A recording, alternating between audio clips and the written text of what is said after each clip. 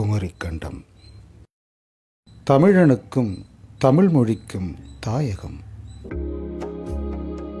பழந்தமிழர்களே ஆதி மனித இனம் என்றும் தமிழ் மொழியே உலகின் முதல் மொழி என்றும் சமீபத்திய ஆராய்ச்சியாளர்கள் சான்றளிக்கின்றனர்.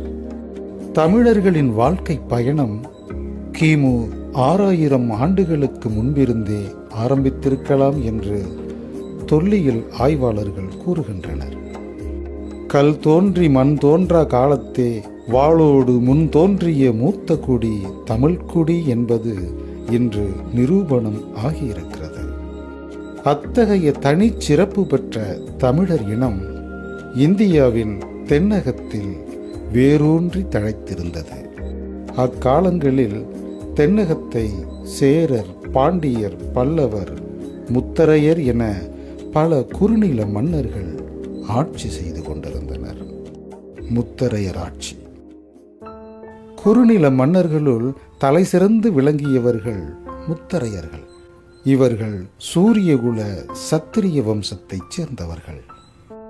முத்தரையர் பல்லவ பேரரசுக்கு உட்பட்டு காவேரி ஆற்றின் வளமான பகுதிகளான தஞ்சாவூர், திருச்சிராப்பள்ளி மற்றும் புதுக்கோட்டை சமஸ்தானம் ஆகிய நிலப்பகுதிகளை சுமார் 300 வருடங்கள் சீரோடும் சிறப்போடும் ஆட்சி செய்தனர். முத்தரையரின் அப்போதைய தலைநகரம் திருக்காட்டுப்பள்ளிக்கு அருகில் இருக்கும் சந்திரலேகை சதுர்வேதி மங்கலம். இப்போது அது செந்தலை என்கிற ஒரு சிற்றூராக இருக்கிறது.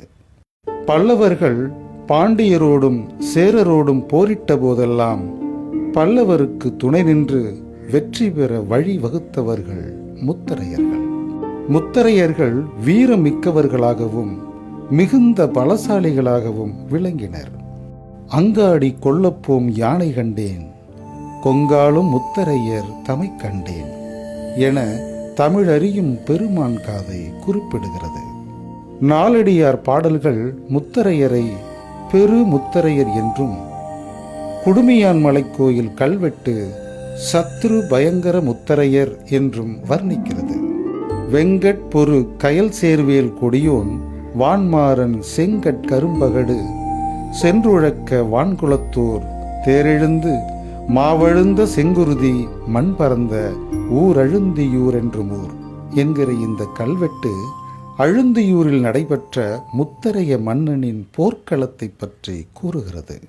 வேல்கொடி உடையவன் என்றும், போரில் எதிர்த்து மரணமடைந்தவர்களின் குருதியால் பூமியே சிவந்து கிடந்தது எனவும், அப்படி சிவந்து கிடந்த மண்ணை முத்தரைய மன்னன் யானை கட்டி உழுதான் என்றும் சிறப்பித்து கூறுகிறது. முத்தரையர்கள் வீரத்திலும் தீரத்திலும் மட்டுமல்லாமல் சிறந்த கொடையுள்ளம் கொண்டவர்களாகவும் இறை வழிபாட்டிலும் சிறந்து விளங்கினர். முத்தரையர் ஆட்சி காலத்தில் கட்டப்பட்ட பல கோயில்களில் அறியப்பட்ட சில கோயில்கள் விசயாலய சோழீஸ்வரம் கோயில், திருமயம் சத்தியமூர்த்தி பெருமாள் கோயில், மலையடிப்பட்டி வாகீஸ்வரமுடையார் கோயில், கீழத்தானியம் உத்தமதானேஸ்வரர் கோயில், பூவனைக்குடி புஷ்பவனேஸ்வரர் கோயில், பழியலீஸ்வரம் கற்றளி, தேவர்மலை கற்றளி ஆகியவை. முத்தரையர் தம் காலத்தில் தமிழ் இலக்கிய வளர்ச்சிக்கு முக்கிய பங்காற்றினர். அவர்களுடைய அரச சபையில் பாச்சில் வேல்நம்பன், ஆசாரியர் அனிருத்தர், கோட்டாற்று இளம்பெருமானார், பவடாயமங்கலம் அமிர்ந் நிலை போன்ற பல தமிழ் புலவர்கள் இடம்பெற்று இருந்தனர். முத்தரைய மன்னர்கள் பற்றி இப்புலவர்கள் பாடிய பாடல்கள் செந்தலையில் உள்ள சுந்தரேஸ்வரர் கோயில் தூண்களில் வெண்பாக்களாக செதுக்கப்பட்டு உள்ளன. மேலும் அமிதசாகரி இயற்றிய யாப்பருங்கள விருத்தியில் முத்தரையர் கோவை எனும் நூலை பற்றிய குறிப்பு இருக்கிறது. ஆனால் அந்த நூல் இன்று நமக்கு கிடைக்கப்படவில்லை.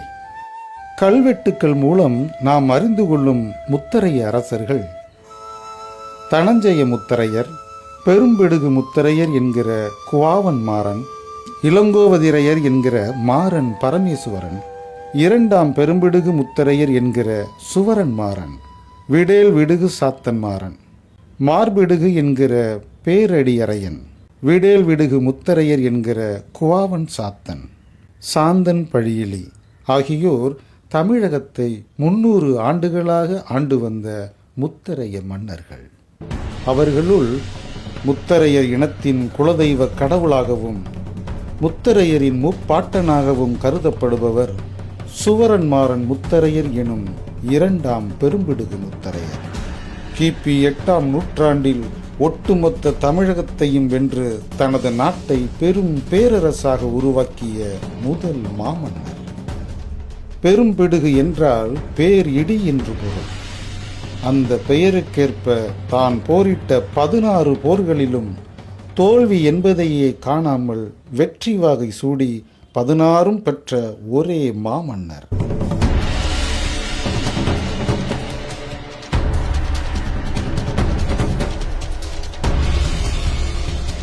ஈடு இணை இல்லாத 2ஆம் பெரும்பிடுகு முத்தரையரின் சிறப்புகள் பற்றி அடுத்த பதிவில் விரிவாக காண்போம்.